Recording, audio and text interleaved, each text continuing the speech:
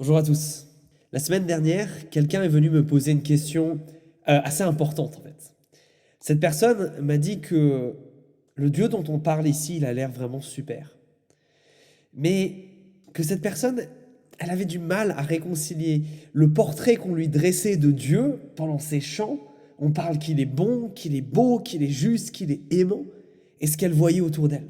Cette personne me posait cette question habituelle mais néanmoins profonde. Où est Dieu face à tant de mal?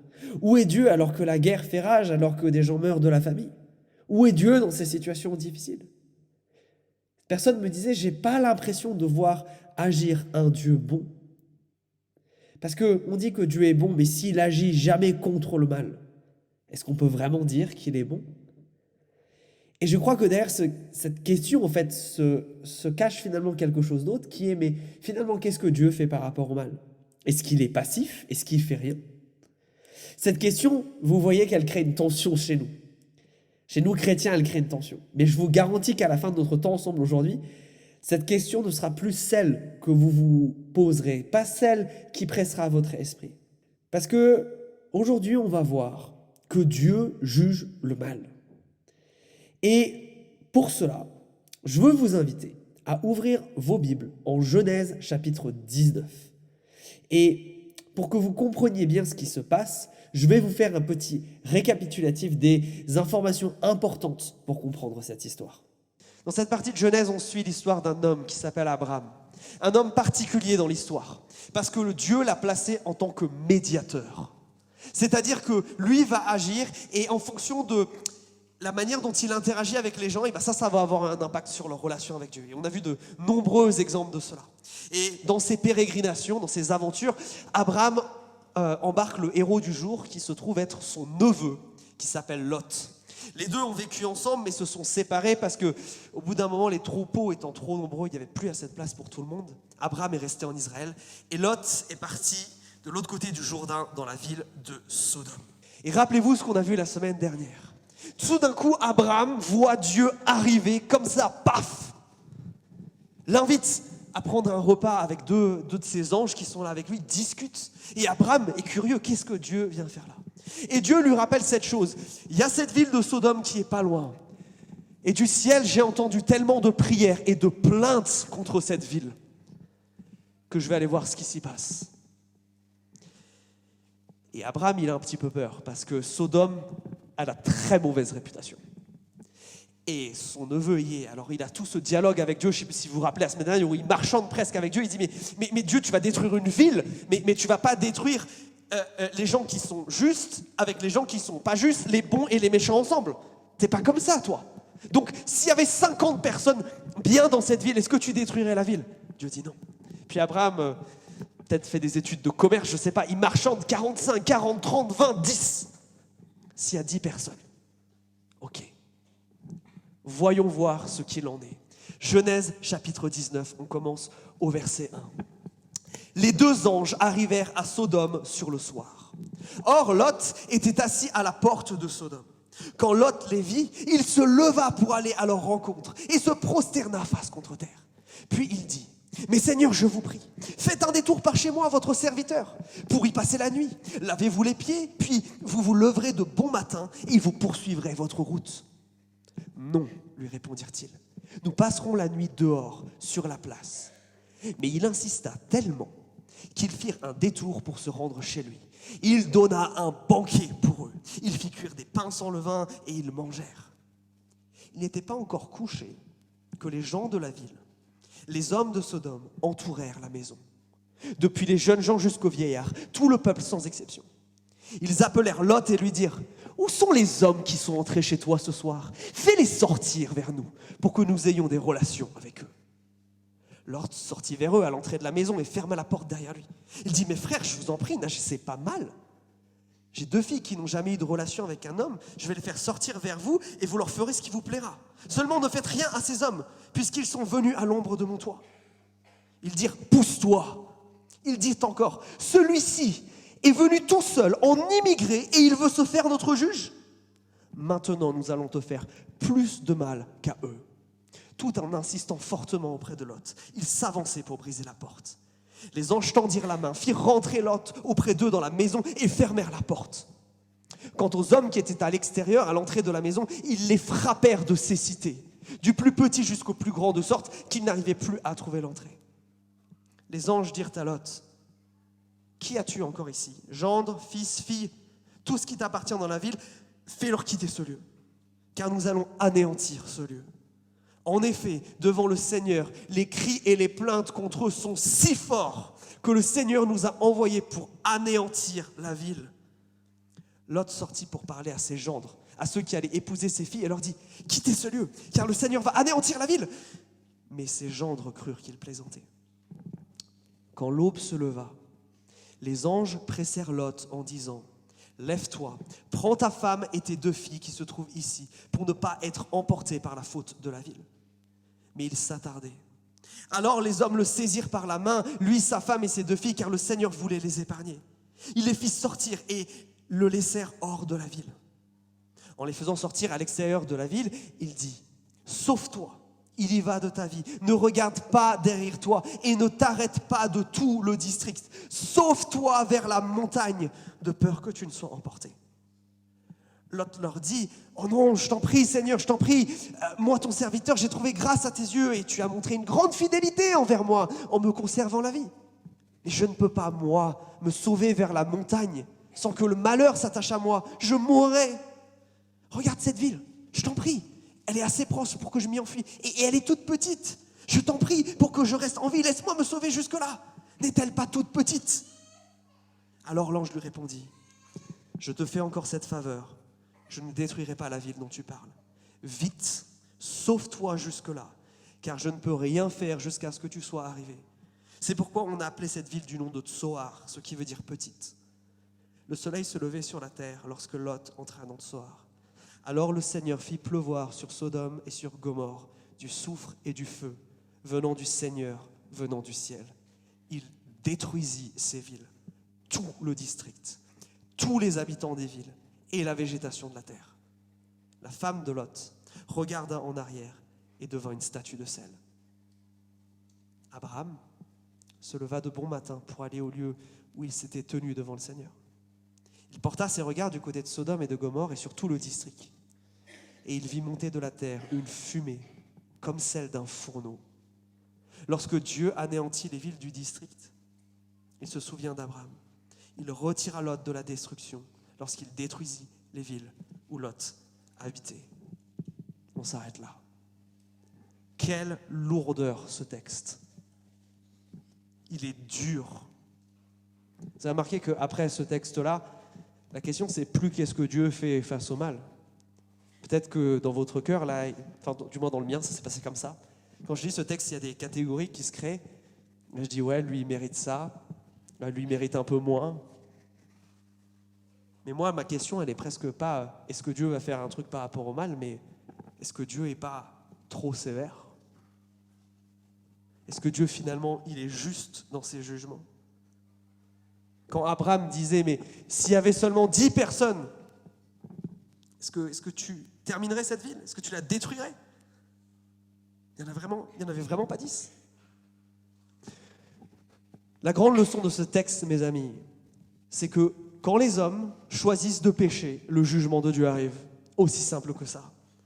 Et que dans cette histoire, il n'y a pas 10 justes. Non, il y en a moins, il y en a 0.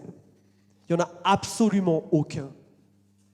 Tous méritent de périr ici. Pourtant, certains vont y échapper. On va essayer de comprendre pourquoi. Mais déjà, je veux vous montrer ça. Tous font le mal, tous pêchent. Le problème, c'est que nous, les êtres humains, on a tendance à souvent se dédouaner. Et notre stratégie préférée, c'est de nous comparer aux autres. Oh, c'est clair que si je me compare au pire criminel de la terre ou au pire dictateur, ça va.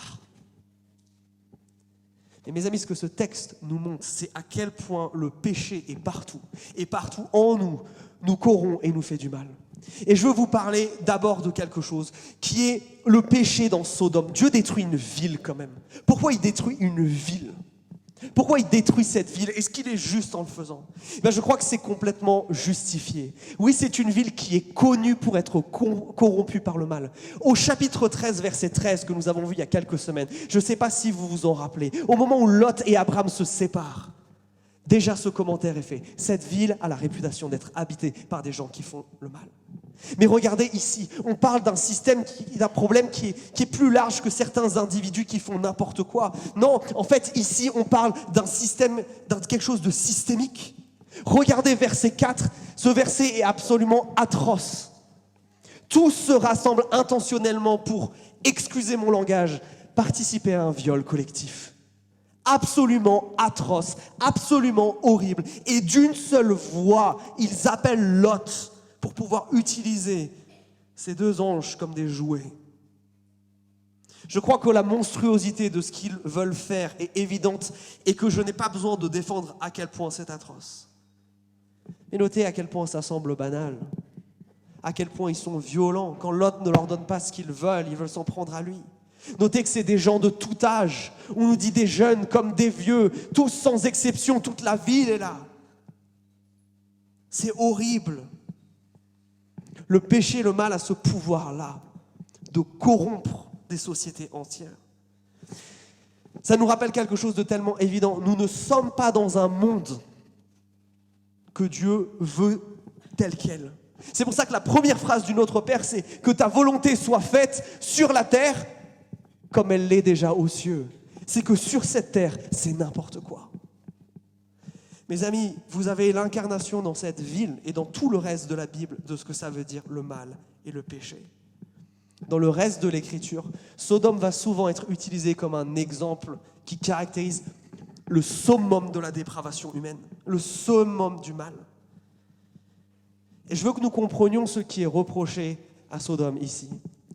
Parce que bien que peut-être vous ne vous identifierez pas au spécifique de leurs péchés, ces péchés traduisent quelque chose de plus profond qui nous concerne absolument tous.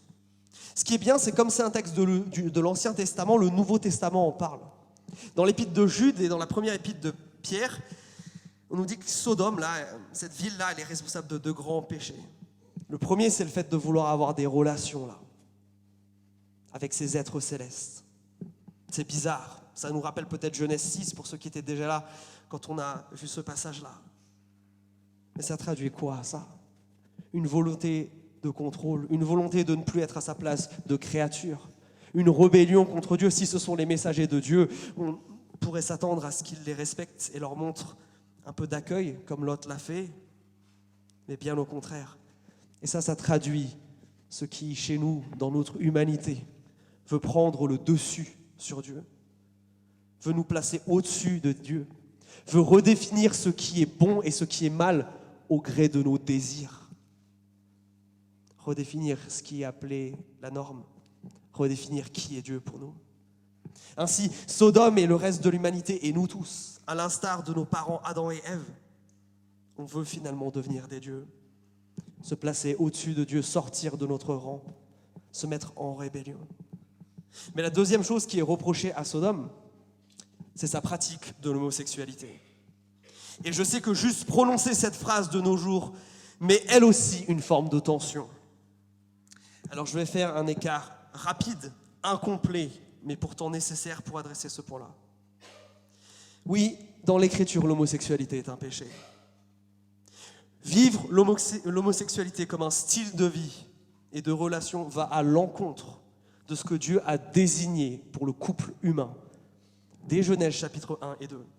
Le couple est par définition hétérosexuel. Dans la Bible, la pratique de l'homosexualité, qui est un acte délibéré, qui est un choix, est un péché. Notez que je parle d'acte, d'action et pas de désir. Parce que c'est important de marquer une frontière ici. Dans la Bible, ce qu'on apprend sur notre nature humaine, c'est que des désirs, on en a tous. Et des désirs, des fois, ça se transforme en tentation. Et ces tentations, on choisit d'y céder ou non.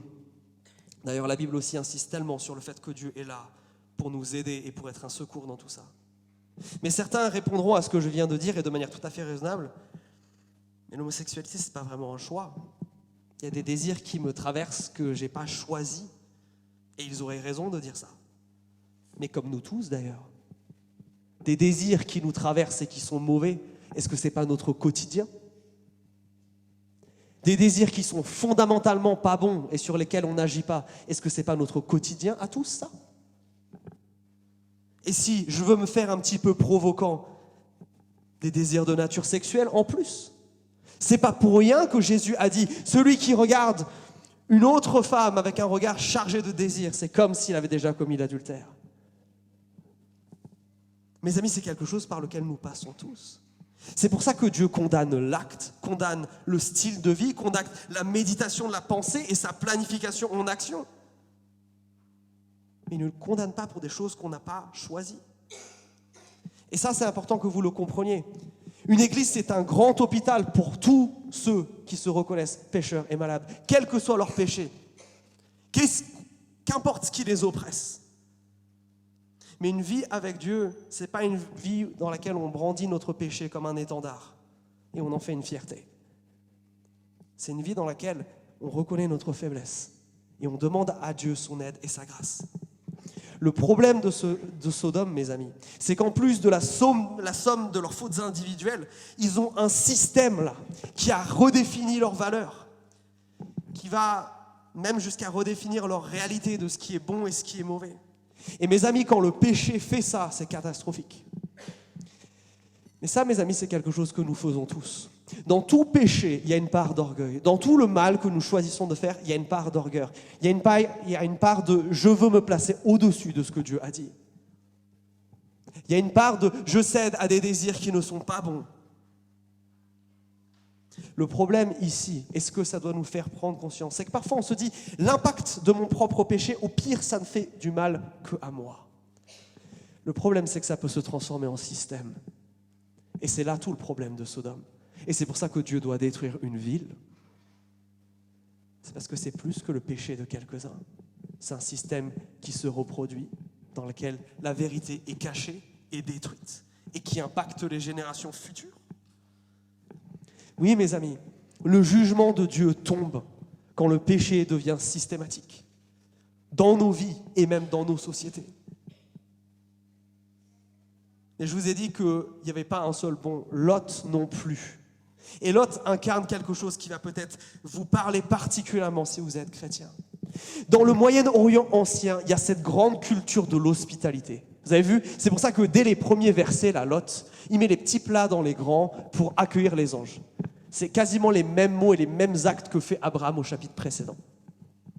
Et la culture de l'hospitalité, c'est pas seulement offrir à manger aux gens, c'est pas seulement leur offrir un toit, c'est aussi leur offrir la protection. Et c'est hyper important.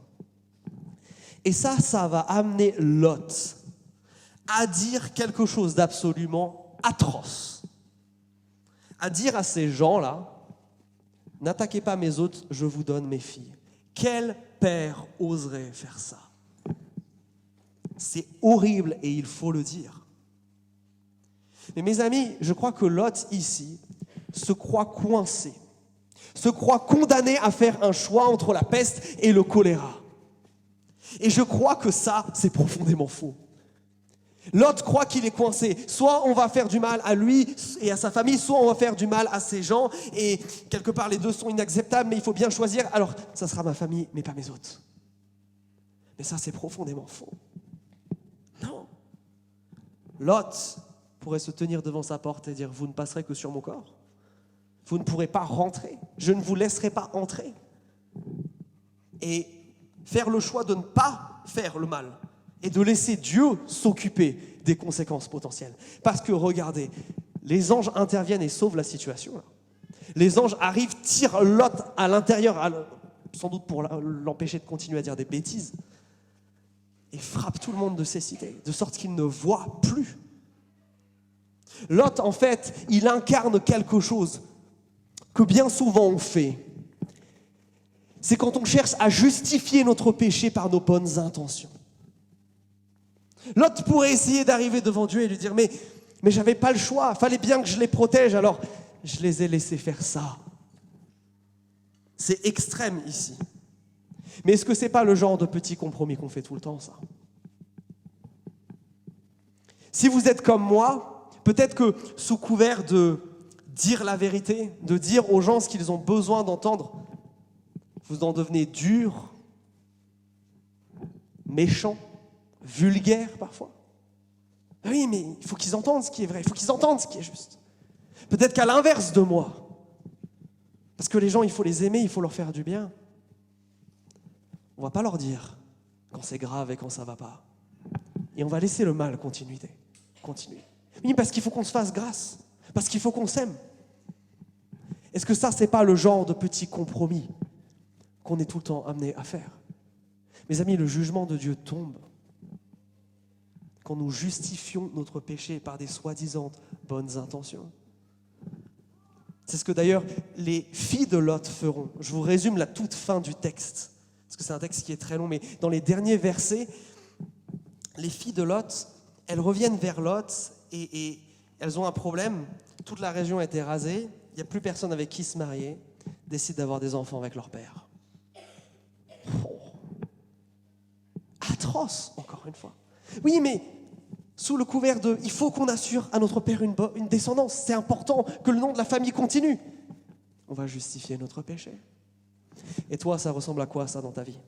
J'espère pas à des choses aussi extrêmes que ce qu'on voit dans ce texte. Bien souvent, ce n'est pas le cas. Mais est-ce que parfois, on n'a pas tellement internalisé certains comportements, certaines choses, où on se met à justifier notre péché sous le prétexte de bonnes ambitions, sous même des prétextes presque spirituels? Parce que l'autre, il peut très bien se dire « Non mais attendez, c'est des anges, ils viennent de la part de Dieu. C'est fou ça. Il faut que je les accueille. » C'est sous ce couvert-là qu'il va prononcer ces phrases absolument atroces. Oui, mes amis, le jugement de Dieu tombe quand on justifie notre péché par de soi-disant bonnes intentions. Et puis, il y a la femme de Lot. Vous avez noté, il y a une seule phrase qui est dite sur elle. Elle sort de la ville avec Lot, avec ses filles, ils sont 4 survivants. Et puis, l'ange leur dit, vous courez jusqu'à la montagne et vous ne vous retournez pas. Et elle se retourne, regardez ce verset 27, il me semble, et elle est transformée en statue de sel. Non, pardon, c'est pas le verset 27. Je l'ai perdu, mais vous le retrouverez. 26, merci Joe. C'est pas un peu dur, ça? Enfin, on a vu les horreurs des autres cocos, là. Elle a tourné la tête. Il n'y a pas une forme de problème, là, les amis? Pourquoi elle est jugée aussi sévèrement, la femme de Lot?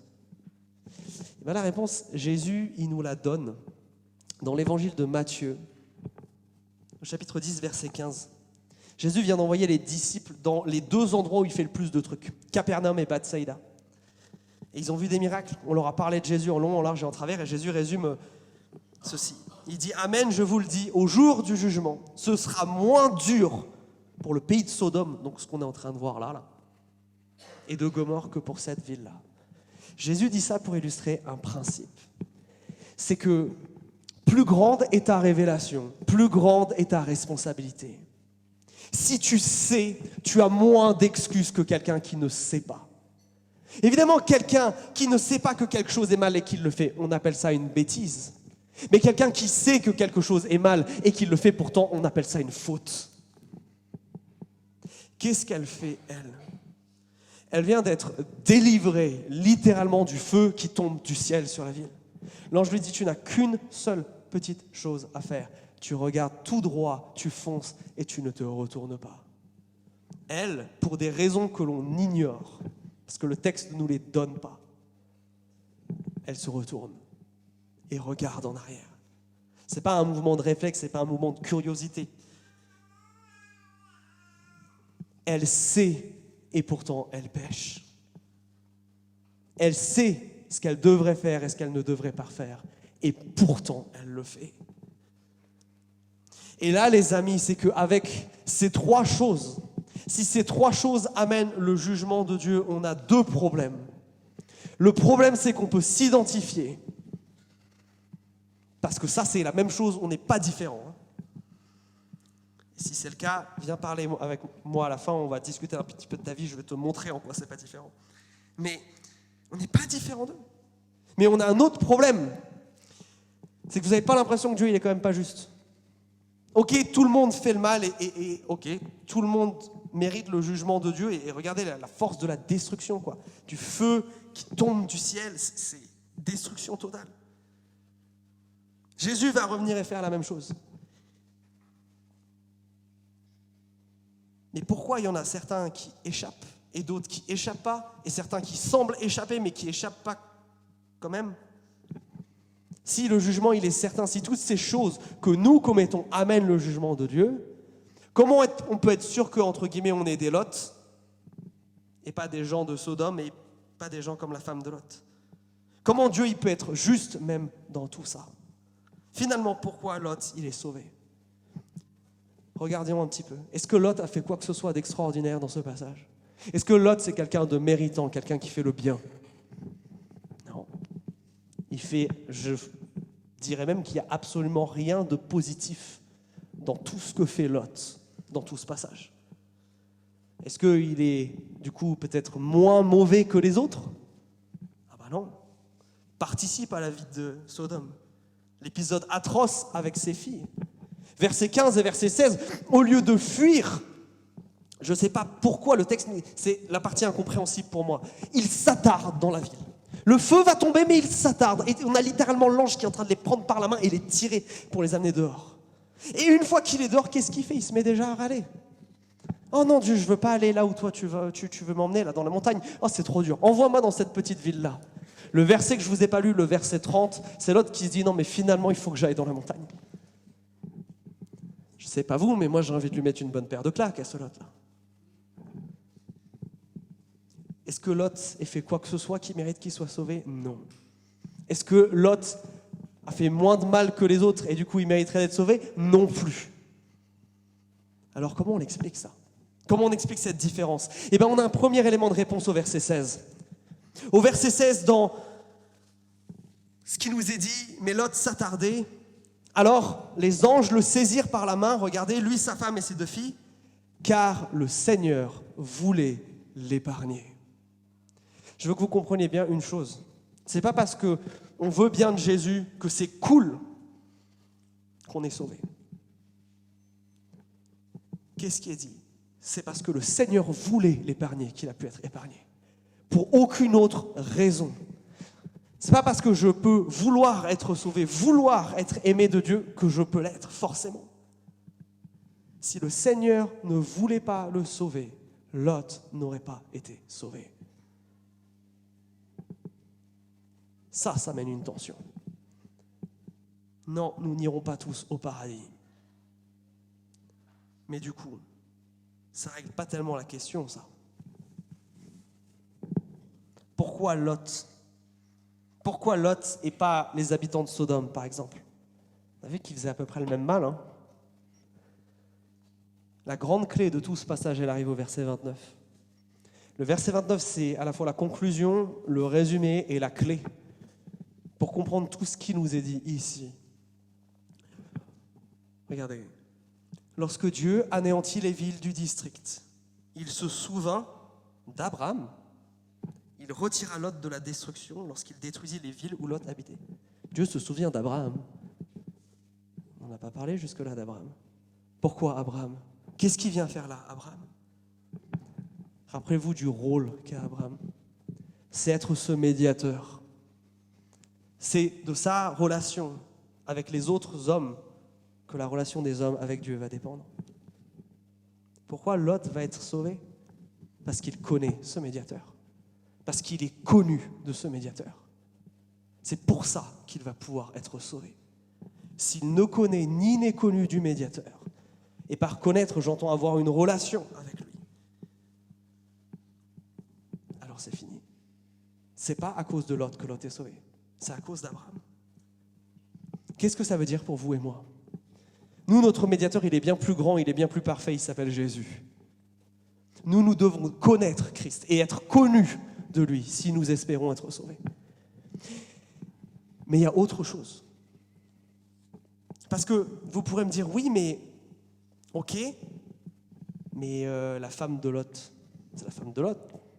On connaît aussi Abraham. Ça n'explique pas cette partie-là. Là. Et puis elle a quand même fait Si vous êtes comme moi, il y a toujours ce problème, elle a toujours fait moins de mal que Lot. Comment on explique ça? Elle connaît le médiateur. Mais quelle est la grande différence avec Lot? Bien que Lot soit le mec le plus pénible du monde, Lot obéit. Lot choisit de croire ce que l'ange lui dit. Lot rentre dans ce que Dieu lui a dit de faire. Certes, à reculons, certes, c'est difficile, mais il choisit de croire. Et ça, c'est l'autre différence fondamentale.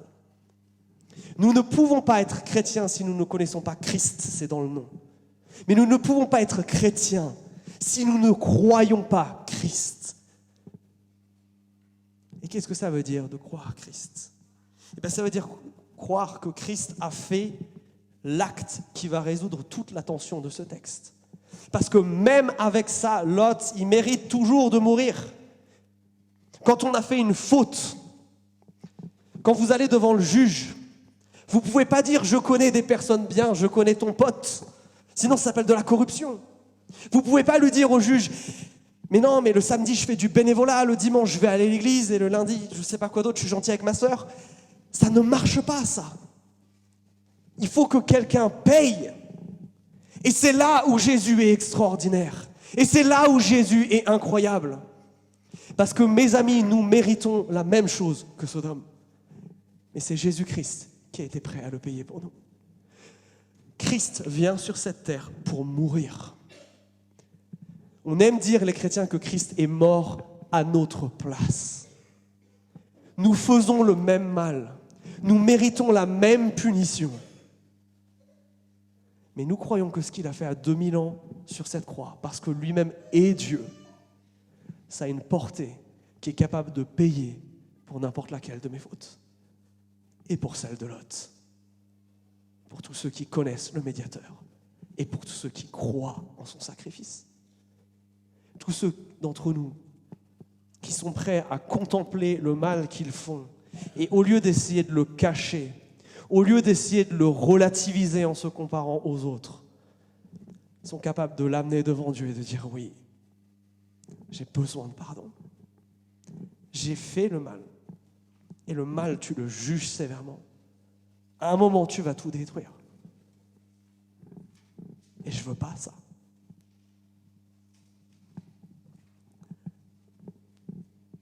Il reste encore une question.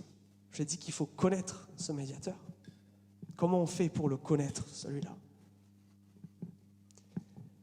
Je crois que c'est pour ça que l'Église existe. Je crois que c'est pour ça que nous sommes appelés à répandre ce message. Mais nous avons un Dieu qui aime tellement ce monde, qui désire que chaque être humain soit sauvé et qu'aucun ne périsse lors de ce jugement. L'amour de Dieu pour l'humanité est à l'égal de sa sévérité dans le jugement. C'est deux choses qui sont en tension. C'est comme les deux faces d'une même pièce. Ils sont indissociables. Dieu vous aime comme ça. Dieu veut vous sauver. Mais ayez-en la certitude. Et j'aime pas dire ce que je suis en train de dire, je vous le garantis. Mais que si nous ne connaissons pas Christ, si nous n'avons pas Christ comme notre Sauveur et notre Seigneur, si nous ne croyons pas en son sacrifice à la croix, à notre place, c'est nous qui devrons payer. C'est soit lui, soit nous. Et ça doit engendrer dans notre vie justement ce cri du cœur, ce cri d'amour de tout ce qu'on a fait tout à l'heure. C'est pour ça qu'on chante avec autant de zèle, parce qu'on est des condamnés à mort qui ont été graciés. Mais il y a une différence entre se sentir bien parce que ces chants, ils sont beaux et parce que notre équipe de louange, elle est incroyable, et parce que ça résonne avec ce que je vis. Parce que c'est moi qui devais être sur cette croix. Parce que c'est moi qui devais être à Sodome. Parce que c'est moi qui devais être anéanti.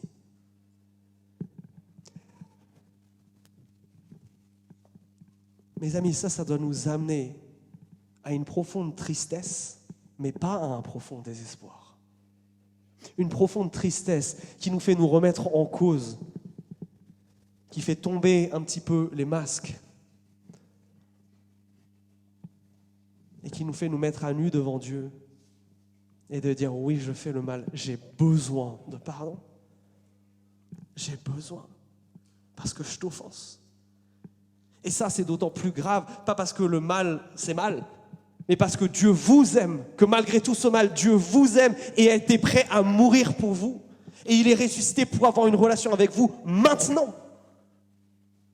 Il n'y a pas de plus grand contraste que celui-ci. Il n'y a pas de plus grand amour que de mourir, que de choisir de mourir pour quelqu'un qui n'en a absolument rien à faire de vous. Ça, c'est Dieu envers nous. C'est incroyable. C'est pour ça qu'on chante avec tellement de passion.